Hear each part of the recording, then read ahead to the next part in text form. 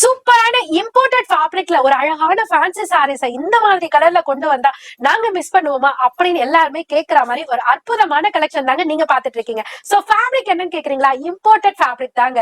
So அது மட்டும் இல்லாம இம்போர்ட்டட் ஃபேப்ரிக்னு சொல்லிட்டு சிம்பிளா முடிச்சிட்டீங்களா? அப்ப எந்த மாதிரி இருக்கும்னு கேட்டீங்கன்னா கண்டிப்பா சொல்றேன், ஒரு இட்டாலியன் கிரேப், ஒரு செம்ம சாஃப்ட் ஃபீல்ல டச் பண்ணா ஒரு பஞ்ச தொட்டா எப்படி இருக்குங்க அந்த மாதிரி ஒரு சாஃப்ட் ஃபீல் இந்த சாரில இருக்கு. சாரி பாடி ஃபுல்லிவே பாத்தீங்கன்னா அழகா உங்களுக்கு பிந்தி ஸ்டோன்ஸ் கொடுத்திருக்காங்க. அது ஒரு சன் மாதிரி ஒரு டிசைன்ல, இதுக்கு பார்டர்ல கட் ஒர்க் பேட்டர்ன்ல மிடில்ல பாட்லி ஸ்டோன்ஸும் கொடுத்திருக்காங்க.